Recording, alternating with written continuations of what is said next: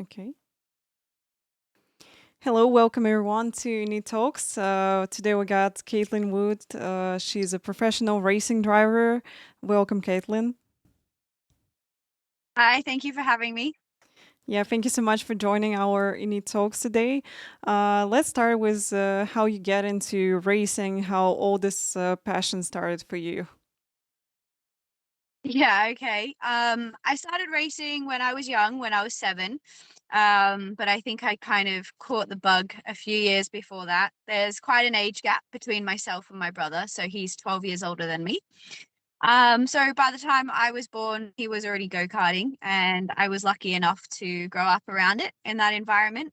So by the time I was 7, I wanted to get my first go-kart. And yeah, on my 7th birthday, my dad and my brother took me out to our local kart track back home in Australia, Newcastle Kart Club.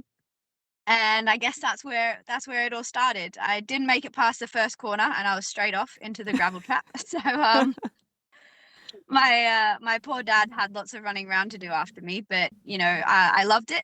And I guess ever since then, at 7, I've never not been involved in motorsport. Obviously started in go-karts and then progressed through the junior ranks of motorsport. Yeah. This is great. I also started in the same way in karting, so I remember that Yeah. first time I went to the tree or something. It was really fun. Yeah. Yeah, exactly. So we all start somewhere, right? Yeah, that's true.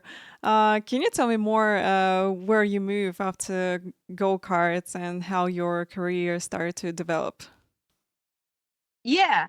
So I guess, karting was always a family hobby, for me and my dad and my brother. And it was something we did on weekends, as I'm sure you can relate to. And I guess the older I got, when I started to come into my teenage years, 12, 13, 14, was when I realized, I really am enjoying this and I want to do more.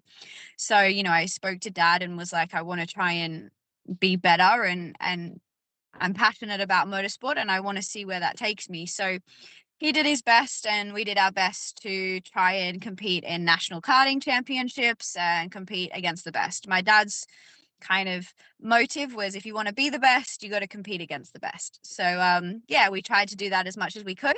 And when I turned 15, 16, I guess kind of similar kind of story is my brother had made the step up into Formula Ford, into race cars, obviously quite a few years before me. And the Formula Ford car was back home in our shed, kind of in a million pieces. So it had kind of been in the shed for quite a few years. And I remember, 15-year-old Caitlin in the shed after school with dad.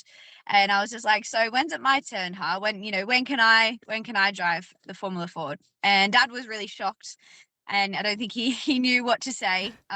So he kind of gave me an ultimatum, and he was like, "Well, if you can put the race car back together, then you can drive it." Um, and yeah, 15-year-old Caitlin thought, "Yeah, that can't be that hard. I can do that." And it turns out it is pretty difficult. But yeah, so I then spent those summer holidays in Oz, which was over Christmas and New Year's, with dad kind of rebuilding the Formula Ford. And in the following year, we took it racing, and I had my first test day, and that's ultimately how I made that progression into race cars. So again, I was fortunate to have that opportunity to be there, and obviously my dad pushed me to make sure I was ready and it was something that I wanted to do. And thankfully, on our first test day, all 4 wheels stayed on, so I did an okay job.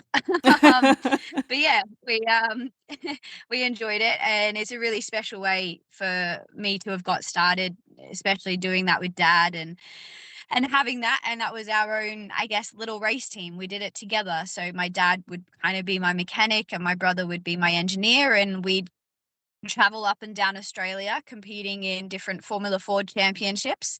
And obviously, being 15, I'd never driven on the road before. So I was getting used to driving a manual and understanding the characteristics of driving a car and not a go-kart anymore. And so it was a really cool fundamental tool to for me to develop as a driver and compete in Formula Ford. And after that, we then started to look into race teams, etc. But yeah, it was a very, very fun way to get started.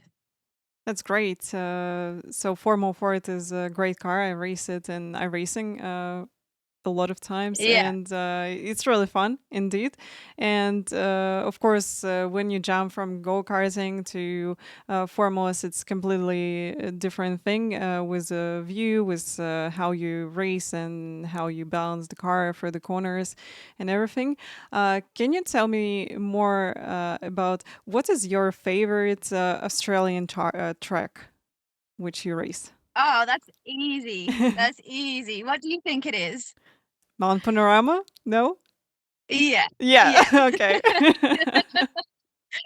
I feel like it's every Aussie's favorite track. Yeah, either Bathurst, Mount Panorama, or Phillip Island. They're definitely my two Mhm. favorites back home. Yeah, Yeah, for Phillip sure. Island is great one also. I think a little bit Yeah, underrated in iRacing, so I'm all the time a little bit sad. definitely. Yeah, when people not racing it, I think it's really fun and going with the flow track. I really like it also. Yeah.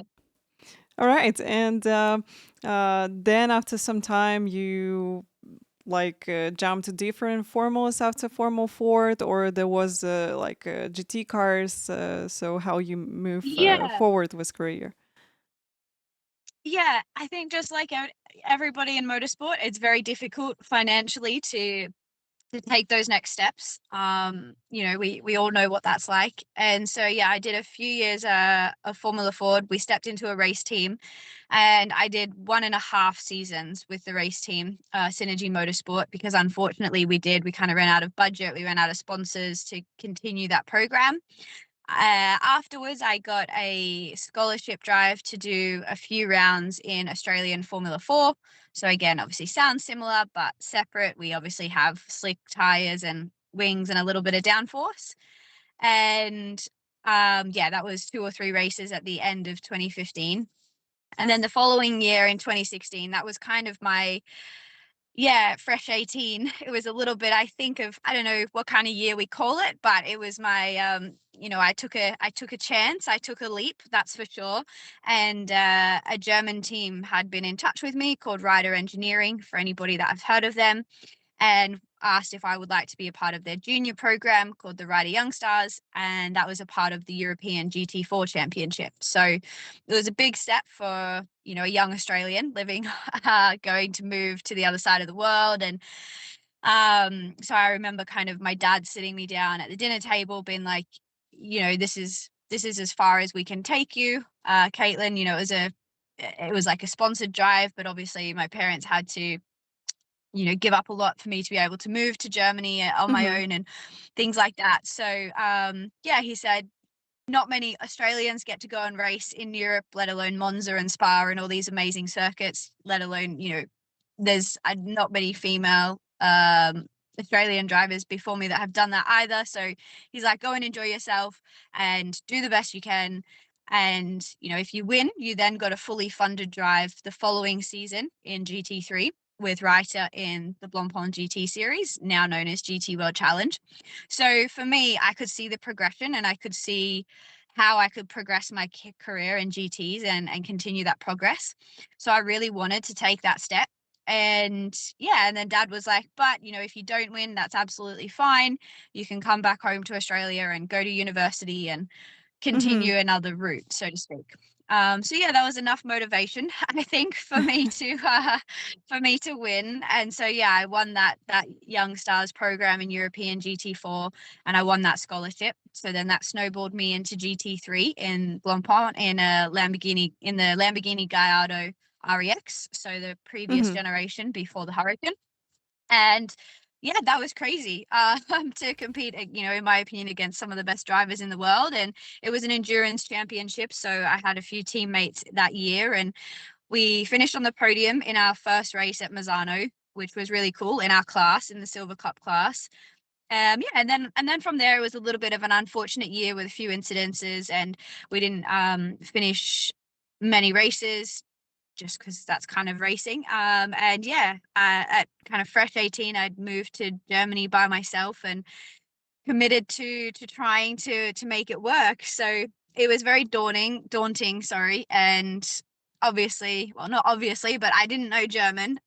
So I struggled with the language barrier quite a lot, but I tried my best, and I grew up a lot in that phase of my life, and I'm very grateful for that opportunity to have worked with that race team and progress myself and continue that journey. So yeah, I did 2 years over there.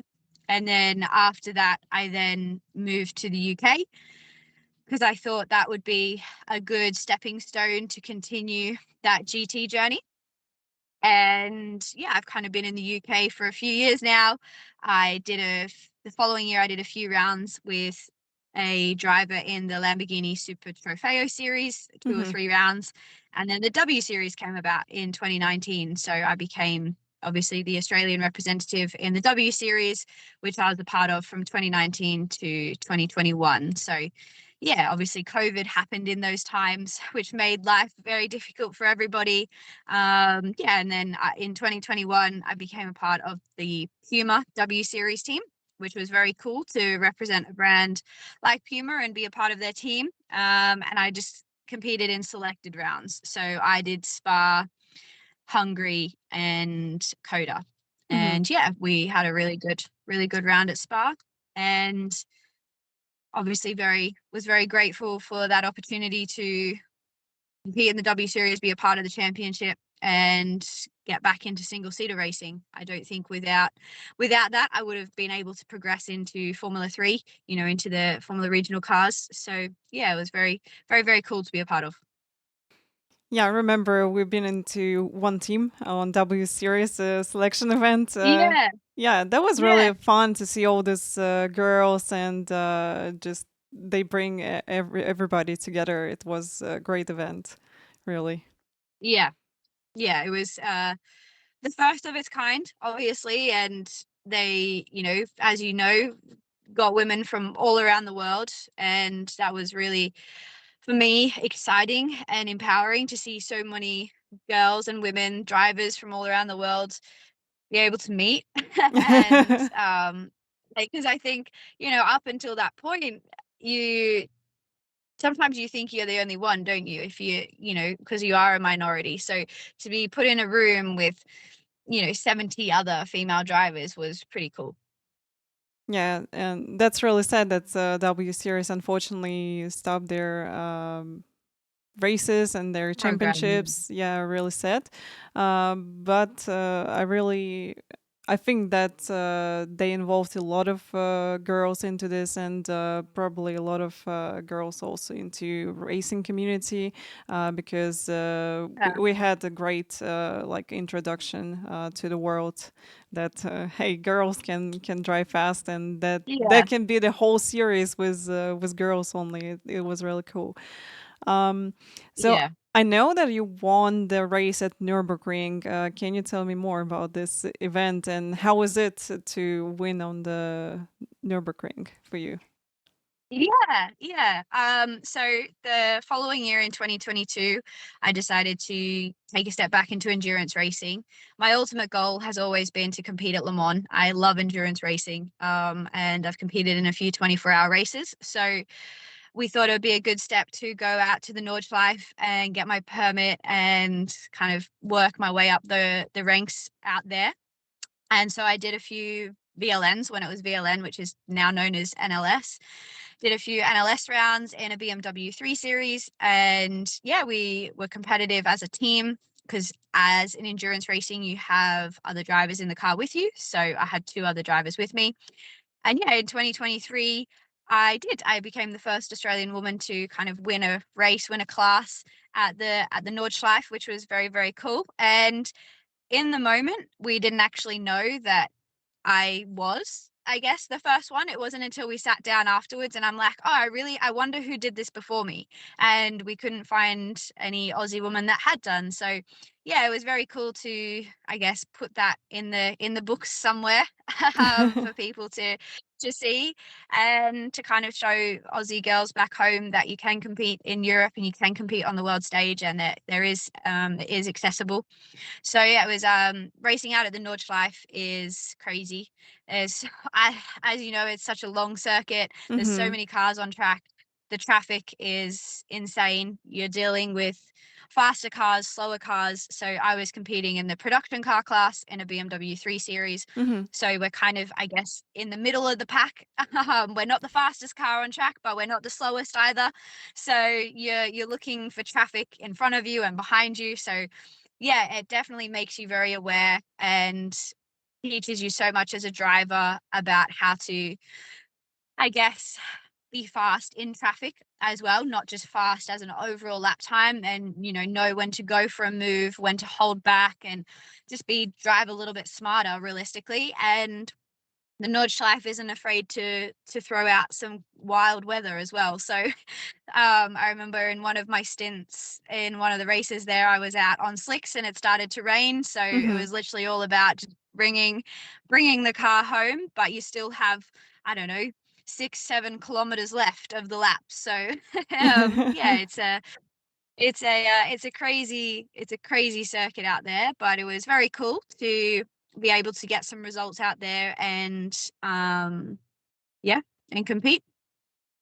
Yeah, that's awesome. Nordschleife definitely difficult track and endurances. I race a lot of endurances in racing, and all the time you Yeah. have to manage the traffic. If you like LMP2 and you got GDPs and GD3s, so you have to watch out for them. And yeah, as you said, sometimes you just take it easy, and then you just pushing in some corners to like to be more predictable for people on track. It's a different Yeah. world, yeah. And I think endurance is such a great because you're working with a team. You also managing traffic and you saving fuel and you're doing a lot of stuff. So I really like endurances as well. Um, so Yeah. how do you see your road to Le Mans? Because that's your dream. Uh, yeah, yeah, absolutely. There, well, for me personally, there hasn't been an Australian woman compete at Le Mans since 1935, and there's only been one, and her name was Joan Richmond. So it's been 90 years. So I'm definitely passionate and ready to kind of break that Hmm. break that drought and get on the grid somehow. And yeah, the road to Le Mans, ultimately the next step is to try and get on the Michelin Le Mans Cup grid or ELMS grid and get some experience. And the Road to Le Mans race with Michelin Le Mans Cup is obviously very important because you race at Le Mans, albeit in a small in a shorter distance race, 2 1 hour races, but it gets you on that platform and you're able to progress. So yeah, I guess the next step in my career is to try and raise the sponsorship and the budget and the funding to be able to do that and take a step into the prototype. I would love to Hmm. race LMP3. I would love to do that.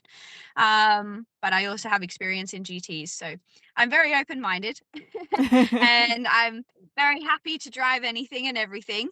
So yeah, I'll continue kind of pushing for that route for Le Mans, but I would never say no to an opportunity at the same time. Hmm. We wish you good luck for that. Hopefully, we're going to see you in Thank you. LMP3 and 24 hours of Yeah. Le Mans. Yeah, that's absolutely amazing event and a great track to drive on. Definitely. How do you see the representative of women into the racing right now? Like, do you see that something changing and actually like community more friendly to everybody?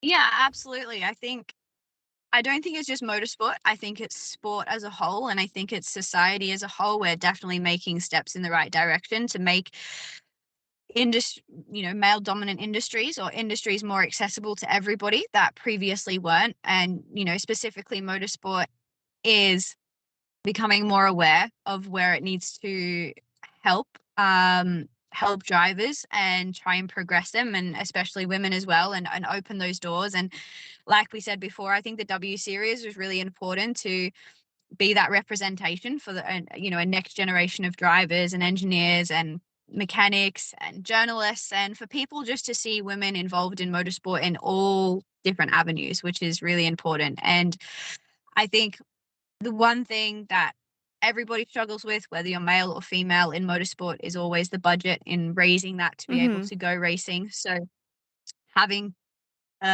scholarship programs and initiatives like the Iron Dames, and obviously now F1 Academy is great to see, to be able to put these talented women up, and for the world to see, ultimately to see them perform and perform well, which is important. I'd say society is more accepting. Don't get me wrong, I think there's always been a little bit of a stigma about Yeah. female drivers, and it's just ultimately, at the end of the day, we know our own capabilities. We're as individuals, as drivers, and you just go out on the track and you just perform, and it doesn't matter who you are or where you come from or anything like that. And that's I guess the most important thing. But in terms of opportunity, I think representation is very powerful, and it's a very powerful tool, and we're kind of seeing that with Netflix and Drive to Survive, not only with women but with opening a new audience into Formula One and all of these avenues. But what I'm really passionate about as well is, obviously, we want to influence and inspire the next generation, but then what do we do with these women and these girls to, once they are inspired? Where are the opportunities? Where are the stepping stones? And not just as a driver, but as an engineer and as a mechanic. And are we still having it be accessible? It's all well and good sparking all this inspiration Hmm. and getting people interested, but I think the next step is to really try and increase the opportunities and the scholarship programs and university opportunities and work placement and all of these different avenues to actually get women on the ground and in the field, and not just women, but everybody from all different areas. So yeah, I think that's also really important. Yeah, I think I agree with you that we have to have like workplaces and like for women or like who Yeah. whatever would like to be involved into racing. It's really important. What advice can you give to young women who trying to go for the same path as you? Yeah. um Motorsport is tough. It is tough. It's like any sport in the world, or anything that you want to achieve. It's not going to come easy, and that's okay. And that's part of the journey. And that's what makes you a better driver, a better person, a better athlete. So enjoy the journey. Um, Believe in yourself, and try not to take no for an answer. If someone tells you no, you can't do that, you know, turn around and tell them and ask them why you can't. Always try and keep striving to be the best version of yourself that you can be. But at the end of the day, the most important thing is that you enjoy it. I think throughout my career, there's definitely been ups and downs, just like Hmm. anybody's career or any sports person, sorry. And I think you can kind of fall in and out of love with the sport when it does hurt you. So bring yourself back to the point of what you enjoy most about the sport, and what gives you the most joy, and that ultimately will be where you'll perform best as well. Yeah, you're absolutely right with this, I think. And can you tell me where people can follow you and just, to see you and, yeah, follow your career? Yeah, that would be great. Obviously, my name is Caitlin Wood, and on all of my socials, I'm Caitlin Wood Racing. So yeah, Instagram, Facebook, LinkedIn, all those good things. Always feel free to reach out. I think I'm probably most social on my Instagram, but I need to get better at being better on social media. And I do have a sim at home, and I do jump on iRacing, so I Hmm. need to join in some races with you guys, definitely. Yeah, true. I think you have to join some of the screen to speed events if you will have time for sure. We'll be happy to see Yeah, you on the track. absolutely. Yeah. All right. Yeah. So the last one will be fun, quick questions. What's your favorite track snack? Snack snack. Oh, that's such a good question. Um, probably I'm probably boring, you know. I'm probably just gonna say like a protein bar, something easy, but like a chocolate protein bar. When I want something sweet, but I know I can't have anything too naughty, so it just kind of eases the cravings. All right. Next one will be the hard one. GT or single seater for the rest of your life? Ah, that's hard. That's so hard. Um, well, oh, that's so hard. Well, endurance racing has to be GT, but overall lap time or overall qualifying lap has to be single seater. So am I going racing or am I just doing quali laps is the question. I think your answer was good enough. I think I'm going to Yeah. take it. Okay, and the last one, a race you'd redo in a heartbeat. Oh, good one. Um, probably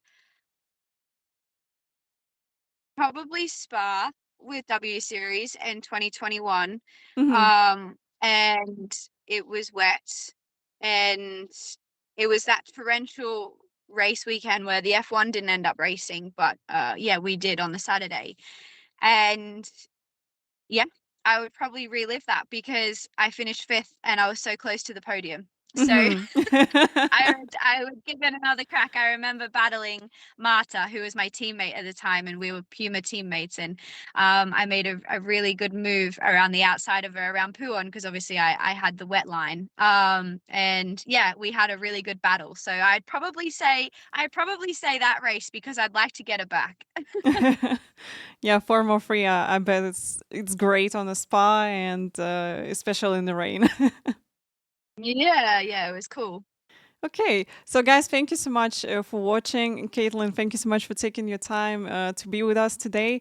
And don't forget to follow her on her socials. So you can find her on Instagram. And we're probably going to see her in one of the Screen to Speed events. Thank you so much, guys. Absolutely. Thank you so much for having me. It was lovely to chat with you. Thank you.